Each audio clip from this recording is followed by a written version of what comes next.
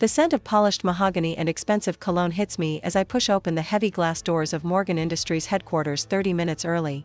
The quarterly board meeting isn't scheduled until 9, but something in Dad's voice during our brief phone call yesterday left me uneasy. "Just a routine discussion about budget allocations," he'd said. The tightness in his tone suggested otherwise. The executive floor stretches before me in hushed elegance, cream-colored carpet so thick it swallows my footsteps, walnut paneling that gleams under recessed lighting. Family portraits line the corridor, generations of Morgans in formal poses, their stern expressions watching me pass. My simple charcoal pantsuit and low heels feel suddenly inadequate, a reminder of the gulf between my research-focused life and the corporate world my family inhabits. I slow my pace when I hear voices from the boardroom.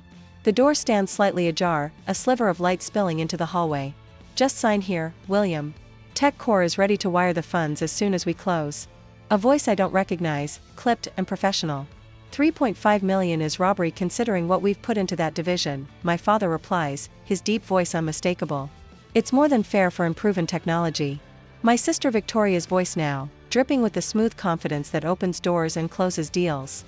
My heart hammers against my ribs. They're discussing my division, my research. I push the door open fully, the hinges protesting with a soft whine. Four heads snap up in unison, Dad in his tailored Italian suit, Victoria in her signature red blazer with gold buttons that probably cost more than my monthly rent. James hunched slightly in his chair, and a thin man in spectacles I don't recognize. Papers scatter across the polished table surface.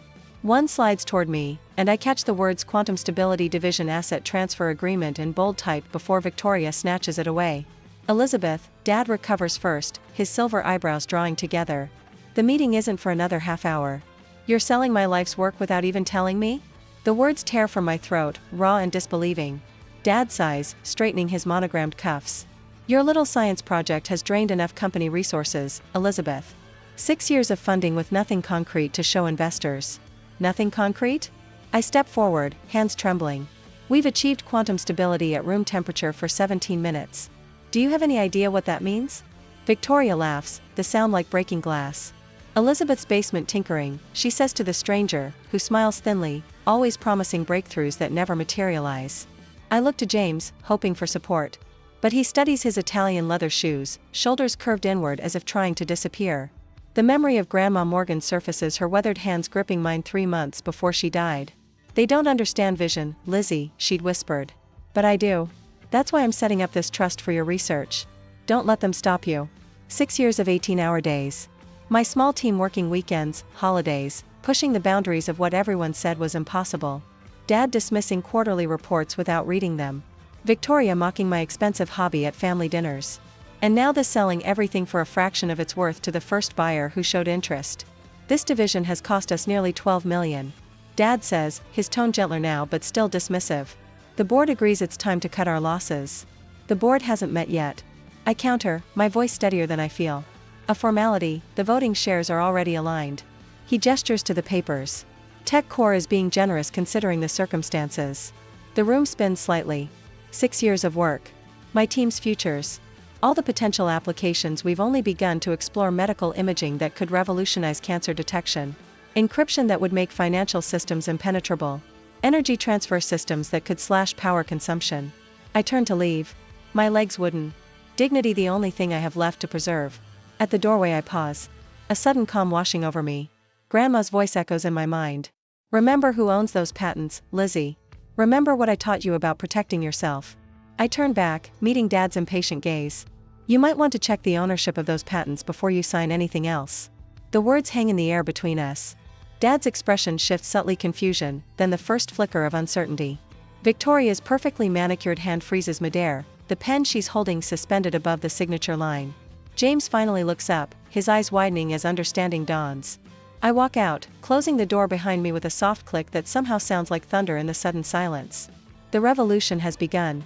The next day, after getting more documents to defend my research, the morning sun slants through the blinds as I pace my living room, my fingers repeatedly dialing Margaret's number.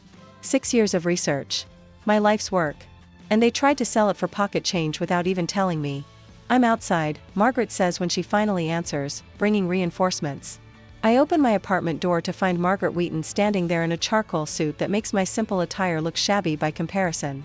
Her Harvard Law diploma hangs in an office downtown with a view of the harbor. Behind her stands Dr. Thomas Reynolds, my research partner, clutching an accordion file bulging with papers. "You were right," Margaret says, brushing past me. Her heels click decisively against my hardwood floor. "We found everything." Thomas sets up his laptop on my kitchen counter, while Margaret spreads documents across my coffee table with surgical precision. The papers form a constellation of betrayal, each one a star in a universe I never wanted to discover. "Your father has systematically blocked every funding request you've submitted for the past 3 years." Margaret taps a thick folder with a manicured nail. "And that's not all." Thomas turns his laptop toward me. "Look familiar?" On screen is a PowerPoint presentation with Victoria's name prominently displayed. The slide shows quantum stability algorithms identical to those we developed 6 months ago. "She's been stealing our research." My voice sounds hollow in my ears. "How? Remember Jason from it?" Thomas says. "Victoria convinced him she needed administrative access to our servers for a security audit. She's been downloading our data for nearly a year." I sink onto my sofa, the room tilting slightly. "She presented this as her own work?" "Won innovation awards for it." Thomas's normally gentle voice hardens. "The quarterly bonuses she received for breakthrough thinking total more than our entire lab budget." Margaret hands me a folder labeled Morgan Industries Internal Correspondence. Inside are printouts of emails between Victoria and my father, spanning years. "Don't worry about Elizabeth's funding requests," reads one from Dad. "The board never sees them." I make sure of it. Another from Victoria. "Had dinner with the tech core executives. They're very interested in quantum stability applications. I told them my division is making significant progress." My father's response chills me. "Good. Elizabeth's little project is bleeding money. When the time comes, we'll transition ownership to your division. Family legacy matters more than individual credit." My hands shake, anger rising like bile. I think of all the weekends my team worked, all the progress reports Dad never read, all the times Victoria mocked my hobby while secretly stealing from it. I look up at Margaret, who stands with arms crossed, waiting. "We're going back there," I say, rising. "Now." An hour later, we stride into Morgan Industries headquarters. The receptionist, recognizing me, buzzes us through without question. In the elevator, Margaret hands me a thick legal document. "Your grandmother was smarter than all of them combined." She says, "The patents are ironclad, registered in your name, funded through her trust. Your father can't touch them." The boardroom falls silent when I push open the door. Dad sits at the head of the table, Victoria beside him, looking smug in a perfectly tailored burgundy suit. James occupies his usual place, shoulders hunched, eyes downcast. 3 board members I recognize as Dad's golf partners occupy chairs along one side. "Elizabeth." Dad's voice carries a warning.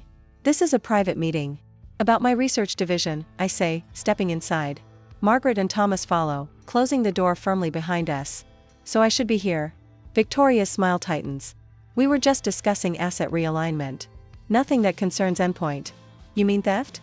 Thomas interrupts, placing a flash drive on the table. "Of intellectual property that doesn't belong to either of you?" Margaret steps forward, her presence filling the room despite her small stature. "I've prepared documentation showing systematic intellectual property theft, fraudulent representation of research, and misappropriation of corporate resources." She slides copies to each board member. "Elizabeth's patents are independently owned through the Eleanor Morgan Trust. Any attempt to sell them to Tech Core constitutes corporate fraud." The color drains from Victoria's face as she snatches a copy, scanning the pages rapidly. "You always were dramatic, Elizabeth," Dad says, though uncertainty creeps into his tone. "This is business, not personal." "Stealing my work is very personal," I reply, surprised by the steadiness in my voice, as is blocking my funding while Victoria paraded my research as her own. Victoria slams her palm on the table. "Innovation doesn't count unless it has my name on it. You've always been content hiding in your lab while I built relationships, made things happen." "You mean taking credit for others' work?" Thomas projects emails onto the wall screen. Victoria's correspondence with Jason in IT, instructions for accessing our server, file transfers of our research data. One of the board members, an older woman with silver hair, examines the documents with a deepening frown. "William, if these allegations are true." "They're not," Dad interrupts. "Elizabeth has always had an overactive imagination, playing in her lab while the rest of us ran a business." He rises, towering over the table. His gaze locks on mine, cold fury radiating from his eyes. "You'll never work in this industry again. I made you. I can break you." The words hang between us, a declaration of war. 6 years ago, they would have crushed me. Today, they strengthen my resolve. "The patents are in my name," I say quietly. "Funded by grandmother's trust, she saw what you couldn't or wouldn't." The boardroom falls silent. Even Victoria stops flipping through papers, her face a mask of calculation. The silver-haired board member stands. I believe we need an emergency meeting tomorrow morning. All board members present, full financial disclosure. She looks pointedly at Dad, no exceptions. Dad's face reddens as he realizes the situation isn't fully under his control. This meeting is adjourned until tomorrow. I gather my things, acutely aware of every eye in the room following my movements. As I reach the door, Victoria's voice cuts through the silence. Family loyalty used to mean something to you, Elizabeth. Her words drip with venom. Grandmother would be ashamed. I pause, hand on the doorknob. No, Victoria. Grandmother knew exactly who you were. That's why she left the trust to me. The door closes behind us with a soft click, but I hear it like thunder in my ears. In the hallway, Margaret squeezes my arm. First round to you, she whispers, but tomorrow's the real battle. I nod, the weight of what lies ahead settling on my shoulders. This isn't just about my research anymore. It's about truth, justice, and the revolution has only begun. The email notification from PR Newswire pings as I stare at my apartment ceiling. It's been 6 hours since the boardroom ambush. I force myself to look at my phone screen, already knowing what I'll find. Morgan Industries addresses leadership concerns in quantum division. The press release quotes my father extensively about his deep concern for Elizabeth's well-being and recent erratic behavior.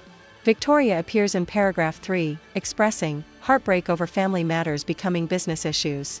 The subtext is clear. I'm unstable, unreliable, dangerous to the company's future. I hurl my phone across the room, where it bounces harmlessly off the worn sofa cushions. The apartment feels suddenly claustrophobic. Bookshelves overflowing with quantum theory texts. Coffee table buried under journal articles. Kitchenette counters supporting graduated cylinders I'd brought home to run calculations after hours. My phone buzzes again. Unknown number. Your keycard access has been terminated, Dr. Morgan. The security manager's voice is professionally neutral. Your team has been placed on administrative leave pending review. My team? The words come out strangled. 7 brilliant minds, their livelihoods now hanging by threads because of me. I'm sorry. Director's orders. He hangs up before I can respond. I sit motionless as golden afternoon light filters through blinds I haven't adjusted in days. A text from Dr. Reynolds flashes on my screen. Don't panic. Trust me. 3 sharp knocks at my door startle me from spiraling thoughts. Through the peephole, I see 5 people huddled in my narrow hallway, arms laden with cardboard boxes. Elizabeth, open up. Dr. Reynolds' familiar voice, urgent but steady. I unlock the door to find my entire research team, -2 standing there, Reynolds, Aditi, Marcus, Cooper, and Simone. Their faces show determination rather than the defeat I expected. You've got about 20 minutes before security realizes we removed these from the lab. Reynolds says, brushing past me with the impromptu storage facility. What is all this? I ask, stunned by their synchronized efficiency as they unpack equipment, external hard drives, and stacks of notebooks. Aditi, our algorithm specialist, grins. We saw this coming 6 months ago when your sister started asking those oddly specific questions about our encryption protocols. You knew? My voice cracks. We didn't know exactly what they planned. Reynolds explains, connecting a laptop to an external drive. But we've worked with your family long enough to recognize when the vultures start circling. Marcus, our quietest team member, speaks up. We've been backing up everything. Offsite. Triple redundancy. And working weekends at my place, adds Cooper, pushing his glasses up his nose. Which, no offense, has better coffee than the lab. Simone pulls a flash drive from her pocket and holds it up like a trophy. But this is the real prize. Breakthrough progress on the quantum stability algorithm. 3 weeks of work they don't know about. Simone pulls a flash drive from her pocket. A knock at the door silences the room. Reynolds motions everyone to freeze as I approach the peephole. James stands alone in the hallway, shoulders hunched, looking both ways like a character in a spy film. I open the door just enough to block his view of my living room. What do you want? 5 minutes. His voice lacks its usual corporate polish. Please. I step into the hallway, pulling the door closed behind me. Make it fast. James runs a hand through his thinning hair. I knew. He admits, unable to meet my eyes. About the sale. About Victoria stealing your research notes. About the campaign to discredit you that launched this morning. The hallway narrows as blood rushes to my head. And you did nothing. I was a coward. His admission hangs between us. But I'm done with that now. He pulls a folder from inside his jacket. Victoria's division hasn't produced original research in years. It's all acquisition and rebranding. These are the financial records proving it. I take the folder without opening it. Why now? James finally meets my gaze. Dad built an empire with brute force. But you could change the world. His eyes flicked to my apartment door. Your team refused Tech Core's offers this morning. Every single one of them. $500,000 each to jump ship. And they all said no. Something warm unfurls in my chest, pushing against the cold anger that's been my companion since the boardroom. Dad doesn't understand loyalty he can't buy, James says. That makes you dangerous to him. After James leaves, I return to find my team huddled around Reynolds' laptop, faces illuminated by scrolling code. Henderson and Farouk are still at the lab, Reynolds explains, playing along to feed us information. The PR campaign is just the beginning, I tell them, sinking into my lone armchair. They'll come after all of you next. Your careers, your reputations. They already have, Simone says, sliding her phone across the coffee table. On the screen, a series of texts from recruiters offering fresh starts, away from the Morgan situation. Cooper snorts. Tech Core offered me a corner office and stock options. I told them I don't work for thieves. Aditi nods firmly. Your grandmother funded my doctoral research. Loyalty isn't just about paychecks. The mention of my grandmother sends me to the bookshelf where I keep her letters. Between quantum theory textbooks sits a worn leather portfolio. Inside, among birthday cards and graduation notes, I find the letter I vaguely remembered written 2 weeks before she died. My hands tremble as I read her spidery handwriting. The charter amendment is filed with Harrington. If William ever tries to appropriate your work, Article 16 automatically redistributes voting shares. He never reads the fine print, darling. That's always been his weakness. I work through the night, poring over company documents with new understanding, while my team catches sleep in shifts on my sofa and floor. Near dawn, I find it Article 16, Section 3, Paragraph 7. The clause that changes everything. Grandma knew this day might come. I whisper to her photograph on my desk as the first light of morning streaks through my blinds. My phone buzzes insistently. Then again. And again. The first message is from the patent office, my quantum stability algorithm officially granted. The second, National Science Foundation breakthrough designation confirmed. The third makes me sit up straight, a smile spreading across my exhausted face. Initial licensing interest starting at $4.2 billion. Bye. I look around at my sleeping team, at the boxes of research they rescued, at James's folder of evidence, at Grandma's letters. They have no idea what's coming. The next morning, the boardroom feels different today.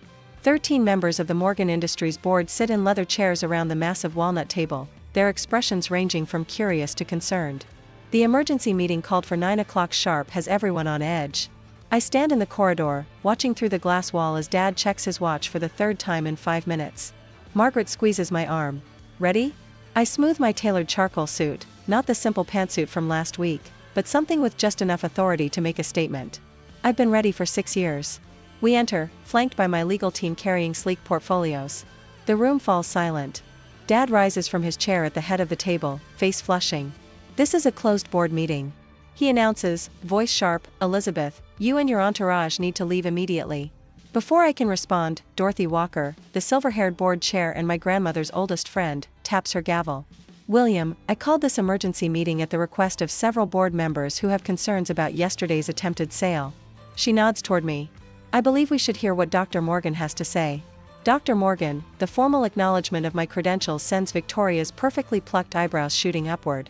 I take my position at the presentation screen while my team distributes leather-bound folders to each board member.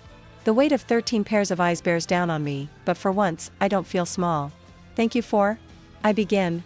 This is ridiculous, Victoria interrupts, standing abruptly. Her voice rises with each word. My sister is attempting to steal research funded by this company. She's been mentally unstable since our grandmother died, and now she's trying to sabotage a legitimate business deal. Dad nods, adding, I move to adjourn this meeting and handle this family matter privately. Second, calls out Vernon Pierce, Dad's golf partner, and reliable yes man. I remain perfectly still, waiting. Dorothy glances at the folder before her, then shakes her head. Motion denied. Please continue, Dr. Morgan. Victoria slams her palm against the table. She has no right to. The patents for the quantum stability algorithm are registered in my name. I say, my voice steady, they were funded entirely by grandmother's independent trust, not Morgan Industries. The documentation is in your folders, Section 1. The rustle of turning pages fills the room. James, sitting halfway down the table, studies the papers intently, refusing to meet Dad's glares. Furthermore, I continue, clicking to the next slide. The National Science Foundation has officially designated our breakthrough as a technology of national significance. I pause, letting the prestigious seal on the screen register. Initial bidding for licensing starts at $4.2 billion, not the $3.5 million in the tech core contract you attempted to execute yesterday. A collective intake of breath sweeps through the room. Vernon Pierce's mouth hangs open. Dorothy's eyes widen behind her glasses. That's preposterous, Dad sputters. No quantum technology is worth. The Department of Defense disagrees. Margaret interjects smoothly, directing the board to Section 3, as does MIT's Quantum Computing Center and 7 major tech corporations who have already submitted preliminary bids. Victoria's face drains of color, her knuckles white against the polished table. This is a bluff. She's always been jealous of my success. No bluff, I reply, clicking to the next slide. But speaking of success, the FBI has some interesting questions about your division's research claims over the past 3 years. The forensic accounting report is in Section 4. I walk slowly to the center of the room, where I can see each face clearly. But there's something else you should know. Section 5 contains a clause from Morgan Industries' founding charter, inserted by my grandfather and reinforced by my grandmother before her death. Board members flip frantically to the tabbed section. In the event of attempted intellectual property appropriation, voting shares automatically shift to the person whose IP was threatened. I let my gaze rest on Dad. As of yesterday, when you tried to force this sale, I became controlling shareholder of Morgan Industries. The room erupts. Questions fire from all directions, but notably, they're directed at me rather than Dad. For the first time in my life, I see genuine fear in my father's eyes. He pushes back his chair and stands. This meeting is over. My lawyers will. The meeting isn't adjourned yet, Dad, I say, the word Dad feeling foreign in this context. Please take your seat. These simple words that freeze him mid-stride. The boardroom falls silent as the power shift becomes palpable. For perhaps the first time in decades, William Morgan hesitates, then slowly lowers himself back into his chair. Dorothy taps her gavel gently. I believe the board has several questions for our new majority shareholder. I nod, maintaining my composure despite the thundering of my heart. The revolution isn't just beginning. It's already won. The boardroom atmosphere is familiar today. My nameplate gleams at the head of the mahogany table where Dad sat for 30 years. 1 week into my chairmanship, and the leather still feels stiff beneath me, unyielding, as if rejecting my presence. Board members file in with cautious smiles. Their eyes dart between me and the empty seats where Victoria and Dad will soon sit. James slips in quietly, nodding as he takes his place, his usual hunched posture slightly more upright today. When Dad and Victoria enter, the temperature seems to drop 10 degrees. Victoria's red blazer burns like a warning signal. Dad wears his power suit charcoal gray with subtle pinstripes that cost more than most people's monthly mortgage payments. Elizabeth. Dad's voice carries none of the deference the others showed. He sits without waiting for my invitation, Victoria following his lead. This meeting will now come to order, I announce, surprising myself with the steadiness in my voice. Before I can continue, Dad slides a folder across the table. A proposal for family reconciliation. For the good of the company. Victoria leans forward. The press would love hearing about a daughter's hostile takeover. Think of the headlines: family betrayal at Morgan Industries. Stock prices won't hold if this gets ugly. Their lawyer, a jowly man named Richard Walters, produces a document with practice deficiency. A cease and desist regarding your use of Morgan family patents. The family name is trademarked, and your grandmother's trust doesn't supersede certain corporate bylaws. The old Elizabeth would have wilted under this assault. The woman who spent 6 years being dismissed as Dad's quirky daughter playing scientist in the basement. But that woman no longer exists. Before we address these concerns, I say, tapping my tablet screen, I'd like to introduce the board to Project Helios. The wall screen illuminates with images of a gleaming research facility I've kept hidden for 3 years. Funded by grandmother's trust, and built in an old warehouse 30 miles from Morgan Industries. While you were busy undermining my work, I continue, swiping through slides showing cutting-edge laboratories. My team achieved quantum supremacy that maintained stability for 78 minutes. We've applied this technology to protein folding algorithms that have already identified 3 potential cancer treatments. Dad's face remains impassive, but a muscle twitches in his jaw. Additionally, our carbon capture technology has attracted significant attention. I pause, letting the tension build. The government has awarded us contracts totaling $7 billion. Victoria's pen clatters to the table. James straightens fully now, his eyes wide. Morgan Industries stock has risen 70% since news of my patents broke last week. I continue. Any questions? The silence stretches until Dorothy Walker, Grandma's old friend and longest-serving board member, speaks. I believe we'd all like to hear more about these developments, Elizabeth. I nod to Margaret, who distributes tablets to each board member. These contain the results of a forensic audit of the innovation division for the past 5 years. Victoria's face drains of color as she scrolls through the document. You'll note that Victoria's division hasn't produced original research since 2019. What they have produced is a systematic pattern of fraud, including falsified test results and plagiarized research. This is ridiculous, Victoria splutters, but her protest lacks conviction. Page 12 details Dad's negotiations with Meridian Global to sell controlling interest in Morgan Industries to foreign investors without board approval. Dad slams his hand on the table. You've overstepped, Elizabeth. The final page, I continue as if he hadn't spoken, shows comparative financial growth across divisions. My research area is the only consistently profitable sector, despite having the smallest budget allocation. The silence that follows feels like the eye of a hurricane. What happens now? Asks Harold Stevens, Dad's golfing buddy and longtime ally. I straighten my simple blazer. William Morgan will transition to Chairman Emeritus, a ceremonial role with no operational authority. Dad stands, his face flushed. You can't do this. You taught me business isn't personal, Dad. Consider this a lesson in your own philosophy. I nod to security waiting by the door. Victoria's employment is terminated, effective immediately. Criminal charges regarding the fraudulent research are pending. Victoria jumps to her feet, knocking her chair backward. You think you can destroy me? I'll burn this company to the ground before I let you in. As security escorts her out, her threats echo down the hallway. You're destroying the Morgan legacy. You'll regret this. I turn to James. The CFO position remains yours, with a 6-month probationary period under oversight from an independent committee. Relief washes over his face. Thank you, Elizabeth. I won't let you down. Dorothy Walker will serve as interim COO during our transition period. I continue. All in favor of approving this restructuring plan? One by one, hands rise. Even Harold Stevens, after a moment's hesitation, raises his. Dad remains standing, his hand firmly at his side, but it doesn't matter. The vote is unanimous without him. As the meeting adjourns, Margaret touches my arm. A reporter from the Financial Times is waiting for a statement. In the atrium, camera lights flash as I approach the podium. The journalist from the Times steps forward. Dr. Morgan, what happens to Morgan Industries now? The question hangs in the air as I consider the weight of legacy, the responsibility of power, and the future stretching before me. The company that bears my name but never valued my vision. The family that shares my blood but rarely my values. Dad watches from the boardroom doorway, his expression unreadable. For the first time in my life, I don't search his face for approval. The scent of fresh paint and lemon polish greets me as I guide a cluster of eager young scientists through the glass-walled corridors of what was once Morgan Industries' fortress-like headquarters. 6 months have transformed the space completely. Gone are the heavy mahogany doors and closed offices, replaced by transparent walls and collaborative spaces where researchers freely exchange ideas. Our quantum stability lab is through here, I explain, smoothing the simple but elegant navy blazer I've paired with tailored black pants. No designer labels, just quiet confidence. Every workstation has direct access to our central computing hub. A young woman with bright eyes raises her hand.